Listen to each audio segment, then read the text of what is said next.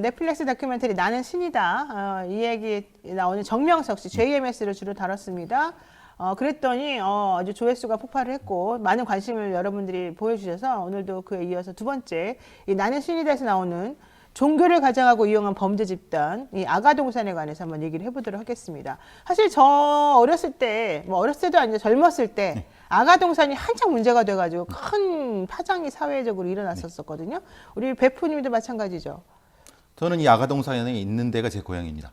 아, 그래요? 예, 그러면은 잘 아가동산이 이천시 대월면 네네. 대들이라는 데인데 거기에 이제 우리 친구들이 그 근처에 많이 살았죠. 그러니까 이제 82년도에 아마 거기에 터전을 잡은 것 같은데. 네, 맞아요. 근데 상당히 좀 이상한 무슨 뭘 하는 데인지 모르는데 그런 어떤 사람들이 외부 활동을 잘 안 하는 사람들이 있다라는 거를 그때 제가 중학생, 고등학생 때였으니까 알고 있었죠. 근데 나중에 이제 90년대 중반쯤 되니까 거기에 뭐 신도 누구를 안매장했다, 뭐 때려 죽였다, 뭐 이런 얘기 돼갖고 대법원 재판까지 간 사건이죠. 그게 이제 아가동산의 네. 지금 말하는 김기순이라고 하는 사람입니다. 그러니까 우리가 1980년대면은 사실은 지금으로부터 거의 40몇 년 전인데. 그렇죠. 10년 전이죠. 이 당시에 이 아가동산이라고 하는 종교 집단이라고 해야 되나, 뭐라고 해야 되나? 이게 논란이 되는 거는 보통 네. 이런 문제를 일으키는 게 JMS처럼 교회를 가장 한 교회라고 이름을 그것도 아니잖아요. 한 형태의 집단이 있고 네. 교회는 아니다. 그러니까 신앙 공동체다. 협동이다. 네. 말하자면은 뭐 이스라엘의 키부츠라든가 이런 형태처럼 원시 공동체, 기독교 초기 공동체의 모델을 이용해서 협업 노동을 통해서 같이 사는 이런 크게 두 가지 나눠집니다. 그러니까 아가동산은 후자의 것이고 네. 문제는 후자에서 잔혹한 노동 착취와 아동 착취와 성 착취가 이뤄전 그래서 이제 강제 노동에 의한 그런 문제가 발생하는 게 이거죠. 그러니까 지금 나는 신이다 다큐멘터리에 나름에서 4명의 얘기가 나와요. JMS하고 오대양 사건의 박순자, 그다음에 만민중앙교회 이재로, 그리고 아가동산 김기순까지 이렇게 나오는데 여기서 말하는 이 아가동산이라고 하는 거는 뭐 교회도 아니면서 이제 집단적으로 같이 모여 살면서 그 거주지에서 여러 가지 활동을 하는데 그게 조금 이상한 부분이 통제된 많았어요. 형태에서 예. 아주 강력한 통제, 노동 통제를 해갖고 그렇죠. 거기서 나오는 모든 산물을 다 1인이 다 가져가는. 교주라고 하는 김기순이라는 사람이 다 가져가는 그렇죠. 거였는데 그런 과정 중에서 결과적으로는 뭐 신도인지 뭐 지원자인지 지지자인지 이분들의 재산을 다 뺐고 다 뺐죠. 이 사람들을 집단 노동을 시키고 가족의 연도 다 끊어버려요. 네, 연을 다 끊어버리고 집단 노동을 시키고 그리고 그 안에서 살인 말을 안 들으면 죽여서 묻었다, 안매장했다. 살인, 폭행, 폭행은 일반적이었던 것 같고 그러면서 또 이분들이 돈을 엄청 잘 벌어요. 그렇죠. 이 경기도 이천에 사실은 여기가 지금 땅값이 엄청나게 올랐죠. 말도 거기가 못하게. 어디냐면요. 하이닉스하고 오비맥주 공장 그 사이입니다. 엄청나게 진짜 영동고속도로가 비싸겠네. 지난답니다. 그러니까 이 사람들은 땅값이 100배 이상 올랐어요. 그렇죠. 제가 너무 잘 압니다. 100배는 뭐야 1000배도 올랐을 것 같은데 예. 어쨌든 거기 그렇게 돈을 그렇게 부동산으로 치부한 것뿐만 아니라 신나라 레코드라고 하는 이 레코드 회사를 사실은 여기서 동대문구 용두동에 하필 또 제 근처에 살았습니다. 자취를. 아가동산하고 이렇게 관계가 많으신데 제가 아가동산 아니에요. 왜냐면 제가 고대에 다닐 때 거기 근처에 자취를 했기 때문에 거기 제가 저를 따라온 거 아닙니다. 근데 거기에 이제 영두동에 신한의 레코드 그 유통이 있었습니다. 아시다시피 우리 시대라면 제가 나이가 많은 것 같은데 나이 많잖아요. 뭘 아닌 척해요. 그 보통 카세트 테이프로 옛날에 카세트 테이프. 유통되는 거였죠. CD 이런 거. 그게 네. 소위 말하는 무자료 거래 형태처럼 그때 해적판도 많았고 막대한 돈이 유통될 수 있는 구조입니다. 그러니까 세금을 탈세하는데 예. 엄청나게 지금 기여를 했다는 거잖아요. 그래서 이 김기순의 나중에 어떤 최종 죄도 조세 포탈이 큽니다. 그래서 신나라 레코드 경영과 관련한 탈세 그리고 횡령 등의 혐의로 결과적으로 4년형을 선고를 받았는데 벌금도 수십억이었고요. 벌금은 예. 56억을 받았는데 이 신도 살인 혐의에 대해서는 대법원으로부터 무죄 판결을 받았고요. 당시에 뭐가 문제가 됐었냐면 아기 이 안에 있던 그 신도 한 명이 이제 아기를 낳았는데 그 아기를 지금 죽였다라고 하는 게 문제가 됐었잖아요. 7살 난 어린이 최낙기 어린이를 살해했다. 네네. 근데 이제 그 내용이 문제는 이게 무죄가 된 거는 당시에 그 관련된 어머니, 관련된 분들이 이 김기순이라는 사람이 유리하게 증언을 함으로써 이게 그냥 무죄가 증거 없으니 돼버렸는데 네네. 지금 이 넷플릭스의 다큐멘터리는 그때 압박을 받아서 자기가 어쩔 수 없이 얘기를 했다고 하는 내용이 지금 들어간 그러니까 겁니다. 거짓말로 증언했다는 그렇죠. 예, 예, 얘기가 예, 이제 예. 이번에 이 나는 신이다에 나오는 얘기였는데, 그렇죠, 예. 그러니까 자세히 좀 정리를 해드리면 아가동사는 1982년도에 김기순이라는 사람이 경기도 이천에 설립한 뭐 신흥 종교라고 이제 하겠습니다. 어쨌든 그런 단체이고, 당초에 원래 김기순은 전라북도의 한 사이비 종교의 신도였는데 그 종교의 교주가 구속이 됐답니다. 그러고 나니까 남은 신도들을 흡수를 해서 아가동산이라는 것을 설립을 했고요. 이천으로 옮겨왔죠. 예. 예, 예수는 아가다. 그리고 내가 바로 그 아가다. 이래가지고 자기를 예수랑 신격화시키면서, 동격화시키면서 신도들을 세뇌했다 이런 얘기입니다. 그리고 신도들에게 부부 및 부모 자식 간의 연을 다 끊고 자신에게 복종하도록 세뇌를 했고, 다큐멘터리에서 얘기하고 있는 내용은 결과적으로 이거였죠. 아가동산의 범행은 김기순의 뜻을 거스르는 신도를 다른 신도들이 폭행해서 죽게 만드는 그리고 일이고, 안매상에, 예. 특히 그 피해자 중에 바로 7살 어린이 최낙기가 있었다 이런 얘기고요. 여기는 협업마을이라는 경제, 종교 공동체를 만들어서 중노동을 시켰는데 엄청나게 상상을 초월했고, 아유, 뭐 거의 하루 종일 노동시키는 형태. 아이들에게 지하철, 우리 어렸을 때 지하철 보면은 막 껌 같은 거 구걸하는 사는 앵벌이라고 앵벌이 하죠. 아이들이 있었었는데 그 앵벌이를 이 아가동산에서 시켰다는 증언도 같이 요 다큐멘터리에 그게 나옵니다. 나왔다는 예, 예. 얘기죠. 네, 그러면서 아가동산에 취재했던 양봉식 기자는 집단에 있는 사람들을 김기순에게 노예화시켰던 바로 그 사건이다라고 정의를 했습니다. 자, 그런데 이 아가동산 측에서 이 나는 신이다 다큐멘터리에 대해서 결과적으로는 가처분, 방송금지 가처분 신청을 했다는 거잖아요. 예. 자, 이건 어떻게 된 일입니까? 내용이 본인들은 종교가 아니다. 우리는 본인들은 종교 집단이 아니다. 협업 마을이라 협업 공동체다. 왜 우리를 사이비 종교라고 지칭하느냐? 그리고 그거에 대한 반론을 왜 안 했느냐? 일방적으로 했느냐? 이 네. 두 가지 부분 내용인 것 같습니다. 그러니까 서울중앙지법의 민사합의 50부 여기에 지금 이 아가동산하고 김기순 교주 측이 MBC 그리고 이 프로그램 만든 조성현 PD, 예. 또 넷플릭스 서비스 코리아를 상대로 방송금지 가처분 신청을 냈고 24일 날 이제 이에 대해서 심리가 열릴 예정인데요. 여기에서 바로 지금 좀 전에 말씀하신 것처럼 아가동산과 김기순에 관한 허위 내용을 다루고 있다는 게 요점이고, 그 허위 내용이 그겁니다. 네, 예. 사실 확인 요구도 없었다 이런 얘기입니다. 그래서 한다는 얘기는 결과적으로 우리는 종교 집단이 아니다. 즉 사이비 종교 집단이 아니라 그냥 범죄, 뭐 그러니까 집단이다 말하자면. 예. 왜냐하면 조세프 포탈에는 집단이 있지 왜 우리를 사이비 종교라고 그렇죠. 하느냐라고 왜 하는 우리를 겁니다. 사이비 종교를 무시하느냐 이런 예. 얘기죠. 감금, 강제노동, 임금 착취, 폭행, 살인, 안배당 의혹까지 너무너무 내용이 끔찍했는데 결론적으로 무죄가 나왔어요. 이 살인이나 이런 쪽에 대해서는. 그러니까 횡령이나 조세 포탈에 대해서는 뭐 징역 4년 이랬는데. 예, 그렇죠. 지금 이 아가동산의 교주인 김기순 씨는 83세라고 지금 알려져 40년생입니다. 예, 1940년생. 와. 아직도 지금 알려진 바에 의하면 신나라 레코드에 대한 영향력을 막강히 회장이래죠, 하고 있고, 지금도. 예. 그 대표이사는 신오키라는 사람인데 그 사람이 최측근이라고 알려져 있고요. 신나라 레코드가 결국 아가동산의 중요한 수입원이었고 그렇죠. 당시에 80, 90년대 아시다시피 아까 말씀드린 것처럼 이게 굉장히 그 불투명한 유통 구조 때문에 막대한 이익을 얻었을 것이다. 그리고 그게 아마 문화예술계에도 상당히 많이 침투했을 것이라고 네. 당시에 취재했던 기자들이라든가 언론인들이 얘기하고 있습니다. 그렇습니다. 자, 그리고 신나라 레코드는 신나라가 무슨 뜻이냐? 나는 우리는 신난다 이렇게 흥이 난다 이런 줄 저도 그렇게 알았더니 알고 있었는데 그게 아니라네요. 신의 나라라는 뜻이라고 합니다. 참 진짜.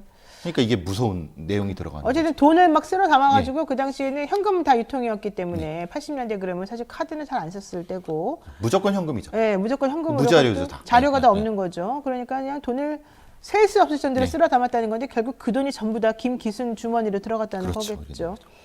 그래서 지금 사람들이 이 시네라 레코드에 대해서 불매운동도 벌이고 네. 이런저런 하는데 여기에 대표적인 그런 분들이 유명한 사람들이 많더라고요. 예. 김강석 씨, 이소라 씨, 강산혜 씨, REF 이런 분들이 여기 이 신나라 레코드에서 음반을 냈던 그런 분들이라는 거죠. 당시에는 이 가수들이 그 음반을 낼 수 있는 데가 거의 여기 없었어요. 이런 데밖에 사실 여기밖에 없었을 그렇기 거예요. 때문에 예, 예. 뭐 이분들 책임이라고 할 수는 이분들하고는 없죠. 예, 이분들이 뭐 그런 거에 대한 예. 책임을 질 수 있는 건 전혀 아닌데 어쨌든 그러니까 중요한 거는 이 신나라 레코드가 그만큼 사업을 잘했다는 거죠. 그렇죠. 지금 예. 보면은 다 유명한 가수들이잖아요. 그렇죠. 예.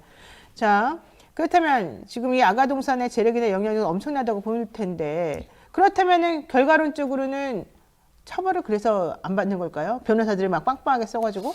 그러니까요. 그래서 이제 이게 선후차가 어떻게 되느냐. 네. 그 막강한 영향력으로 정관 변호사들 써서 네. 굉장히 방어를 잘했다. 대법원에서. 네. 결과적으로는 이제 중범죄, 살인이나 이런 것들은 다 무죄를 받은 거고 증거 불충분이 된 거고 네. 유죄 받은 거는 결국은 조세 포탈 형태의 벌금 정도 하니까 중요하게 그때 다뤘던 뭐 신도 안매장 사건 이런 것들은 다 그냥 흐지부지 됐던 거죠. 네. 자, 근데 중요한 거는 살인 뭐 이런 것들이 있었을 텐데 왜 그러면 그 당시에 이 아이의 모친은 그렇게 거짓 증언을 한 겁니까? 근데 그 일종의 신앙 공동체라는 게 참 그렇습니다. 왜냐하면 심각한 가스라이팅이 벌어질 수밖에 없습니다. 왜냐하면 그 안에서 모든 정보를 통제한 상태에서 소위 합숙 생활을 하는 겁니다. 그리고 그들이 바깥으로 탈출했을 경우에도 여러 사람들이 그들을 이제 뭐 쫓아다닌 거죠, 말하자면. 네, 그러니까 네. 굉장히 큰 압박이 있었다. 근데 그 압박을 방어해낼 만큼 수사기관들이 그 증인이라든가 이런 걸 보호했느냐. 사실 그래서 그때 수사가 좀 많이 부실했다. 그러니까 경찰이나 이런 분들이 의도적이지는 않겠지만은 결과적으로는 증인이라든가 관련자들에 대한 보호가 미흡해갖고 그런 압박 때문에 이런 진술을 할 수밖에 없지 않았을까라고 하는 피해자가 개인이 맞설 수 있는 상황은 아니었다. 이게 이제 전체적인 어떤 평가 같습니다. 근데 아가동사는 뭐 종교 집단도 아니라 그러면서 여기에서 도망을 못 가나요? 혹은 여기서 본인이 여기 좀 이상한 것 같아. 내가 속았어라고 하면서 나가고 싶어하는 사람도 있지 않아요? 그런 게 없어요? 나가는데 일단 재산을 다 뺏겼어요. 그러니까 이제 들어올 때부터 애초에 이 재산이 다 헌납이 되는 거죠. 네. 그러니까 이제 자발적인 헌납 형태죠. 이게 형식적으로는. 근데 그럼 나가면 그 사람들이 어떻게 살겠습니까? 근데 뭐 이 안에서 노동하다 죽나 밖에 나가서 노동해가지고 그래도 차라리 돈이라도 벌 수 그렇죠. 있을 거잖아요. 그 부분 때문에 나갔다가 사실은 더 비참하게 사는. 그러니까 지금의 피해자들이 이렇게 비참하게 된 형태가 이고 그들에 대한 어떤 여러 가지 뭐 감시라든지 이런 부분들이 있어서 사실은 이 많은 어떤 뭐 증언이나 이런 분들이 불가능했던 부분들이 있지 않았을까라고 하는 거죠. 근데 이 사람들은 도대체 무슨 능력을 가졌길래 그렇게 사람을 바보로 만들고 모든 재산을 뺏고 일까지 시키고 별별 짓을 다 시키죠? 그 82년부터 그 이전부터 사실은 10년 뭐 15년 넘게 계속 그냥 중노동을 시킨 겁니다. 그러니까 정보 차단의 형태의 이 집단적 세뇌가 이루어진 상태라고 보시면 될 것 같습니다. 그래요. 지금 뭐 솔직히 말하면 저는 좀 상식적으로 좀 이해가 안 갑니다만은 어쨌든 탈출을 한 사람들이 있다는 거잖아요. 그렇죠. 그러면 그 분들은 근데 잘 못 사나요? 그렇죠. 왜요? 왜냐하면 그분들이 사실은 이 그 재산이 거의 없는 상태이고 그분들은 사실 이제 일정 정도 꾸준히 지속적으로 뭐 감시라고 할까요? 이런 형태 때문에 실제로는 정신적으로 상당히 피폐한 삶과 현실적인 삶에 어려움이 있다. 이렇게 지금 알려지고 있습니다. 그러니까 이미 이제 들어가는 순간 모든 가족하고 연을 끊어버렸고, 그렇죠. 그다음에 본인이 가지고 있는 재산들 전부 다 헌납해버렸고, 그렇죠. 예. 도망치면서는 새롭게 기반이 없고, 그렇죠. 예. 과거 가족하고도 연을 만들기가 쉽지가 않고, 쉽지 않고. 그다음에 오랫동안 그 집단 노동이나 이런 형태에 익숙해져 있다 보니까 사회 변화된 것에 또 제대로 몸감합니다. 적응하지를 예, 못하고 예. 이래서 결과적으로 탈출했다 하더라도 피해자들이 제대로 삶을 살 수 없었다 예. 이런 얘기인 거군요. 자, 그러면 이런 범죄 단체가 사실은 이제 끈을 끊어줘야 될 거 아니겠어요? 그게 가능할까요? 문제는 근데 그 지금 형성된 재산이 범죄에 의한 수익이라는 걸 입증하지 못한 상태였었어요. 결국 그렇게 되니까 지금 있는 막대한 형태의 부라든가 이 영향력에 대한 걸 못하고 있는 거죠. 그러니까 그게 지금 유지될 수밖에 없는 거고 그 교주 뭐라고 부르던 그 사람이 지금껏 이 막강한 영향을 유지할 수 있었던 것이 초기에 이것이 형성된 형태의 강제 노동에 의해서 형성된 것이라는 걸 입증을 못 해냈기 때문에 결국은 이제 지금 상태가 되는 거죠. 그러니까 증거 확보를 못했고, 그렇죠. 그다음에 그 안에 있는 분들도 결과적으로는 이 집단하고 일심동체가 되어 버리기 때문에 그렇죠. 증언도 안 해줄 것이고, 그렇죠. 그다음에 위에 있는 사람들은 조직적으로 모든 증거를 은폐할 것이니까 그렇죠. 뭐 나와 있는 것도 없고 수사기관이 의지를 가지고 뭔가 하려고 해도 변호사들이 또 아주 철벽 방어를 하는 그렇죠. 것이고 이렇게 된다는 얘기군요. 그렇죠. 그래서 이제 문제가 그거죠. 이런 형태의 자기네들은 종교 진찰은 아니라는 거예요. 사람들이 모여서 협업 노동을 했고 그것에서 재산을 모았는데 뭐가 문제냐라고 오히려 되묻는 거죠. 근데 거기에는 상당히 위험한 아주 강압적인 강제노동이 존재했는데 네. 그럼 그 피해자들을 보호하고 이거를 입증해야 되는 수사기관의 노력은 있었느냐? 네. 사실 그건 없었다. 사실 저는 좀 전에 제가 변호사들 철벽 방어 얘기를 했지만 좀 말하면서도 미안한 게 변호사들이 사실 방어 논리를 만들려면 얼마든지 만들거든요. 그렇죠. 이런 데는 제가 맡아도 엄청나게 방어 잘할 것 같아요. 그렇죠. 왜냐하면은 증거가 진짜 바깥으로 드러나는 게 거의 없을 거예요. 그러니까 수사도 되게 부실하게 되겠죠. 그럼 여기에서 법 논리만 제대로 딱 적용을 해줘가지고 이 사람들을 설득을 시키게 되면은 사실은 유죄 인정하기가 입증해내기가 어려워요. 이 수사기관에서는.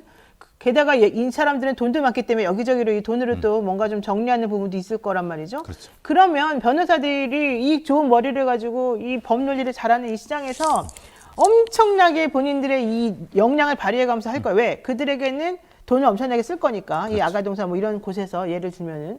그러면은 결과적으로 변호사들이 추구하는 정의라고 하는 거 이런 거 사실 다 어디 가버리고 그 돈을 상황입니다. 주는 그쪽에만 그냥 논리에 충실하게 뭔가 해방해 주는 게 아닌가. 미국에 기억나실지 모르겠지만 미국에 다윗교라는 게 있습니다. 다윗교요? 예. 예. 미국의 중부 사막지대에 도시 하나를 점거를 했습니다. 이 다윗교가. 네네네. 그 안에 이제 그 안에 범죄 집단이 돼버린 거죠. 왜냐하면 막대한 무기를 축적해 놓고 그래서 FBI가 군대를 동원해서 거기 깨버렸습니다. 왜 군대를 그러냐? 동원해서? 이게 이제 종교 범죄 집단이에요. 그 안에서 사람도 죽어나가고 있는데 예. 그 마을의 보안관도 자기네들이 임명해 버리고. 그러니까 이런 형태의 지금 폐쇄적인 어떤 집단이 극악하게 문제가 될 수 있는 것 가장 적극적인 사례거든요. 근데 우리의 사법당국에선 접근할 수가 있느냐? 이게 우리는 이런 형태의 조직 범죄로 다루지 않습니다. 그러니까 단순히 사기 횡령이라고 하는 형태의 범죄를 다룹니다. 아, 그러니까 본질을 다루지 않고 그렇죠. 그냥 그 바깥으로 드러난 일면만 개개의 사례로 다룹니다. 그러다 보니까 그 본질적인 거는 해결이 안 되고 그렇죠. 그냥 조금 바깥에 드러난 부스러기 정도만 해결하는 그런 그렇죠. 수준이군요. 예. 그래서 미국 FBI는 이걸 조세 포탈과 조직 범죄 수준으로 이런 정도의 종교 범죄 집단을 다뤄야 된다라고 하는 교훈을 얻은 거죠. 네. 나중에는 군대를 동원해서도 사실 이걸 해결하기 어려웠던 것이 다이파 부분이거든요. 근데 지금 이것도 우리나라는 결국은 법적인 해결이 안 된 상태에서 그냥 그 기득권을 인정해 준 꼴이 된 겁니다. 아, 그래서 이번에 넷플릭스 다큐멘터리가 그것을 지적하려고 했던 거죠. 그러면 이제 어떻게 해야 됩니까? 앞으로 이거 좀 정리를 좀 하려면. 그러니까 말하자면 종교 혹은 종교를 가장한 이런 신앙 공동체 내의 투명한 과세. 사실 이게 다 돈 문제거든요. 그렇죠. 그죠? 강제 노동이 이루어질 수 있었던 건 그 안에서의 어떤 그 이른바 고용 관계에 대한 부분, 이런 돈 부분 이런 것들이 깔끔하지 않게 되니까 그냥 강제 노동을 통해서 막대한 부를 축적할 수밖에 없고 사람은 죽어나가도 그냥 이것은 그냥 이거 무슨 증명할 수 있어 이런 형태가 돼버린 거죠. 그러니까 종교 집단 혹은 이런 형태 신앙 집단에 대해서도 역시 과세가 이루어져야 된다. 투명한 과세가. 그러면 적어도 이 정도까지는 아닐 것이다. 그게 이런 형태의 신나라 레코드가 직접적으로 연결을 시킨다고 뭐라고 말할 수는 없습니다만 네. 적어도 이런 형태의 사회적 문제는 없지 않을까라는 생각을 해봅니다. 그렇군요. 이게 그러니까 결과적으로는 겉으로 보기에는 뭐 진짜 종교의 문제지 뭐 뭔지 이렇게 좀 복잡해 보일 수도 있으나 사실은 본질을 들어가 보면 돈의 문제니까 돈의 문제죠. 아예 차라리 그냥 돈줄을 조금 정리해보는 방향으로 가는 게 핵심적이죠. 핵심이다 이렇게 말씀해 주셨습니다. 자, 오늘 또 두 번째 시간으로 아가동산에 대한 얘기까지 지금 해봤습니다. 배상훈 프로파일러는 여기까지 정리해야 될 것 같습니다. 고맙습니다. 감사합니다.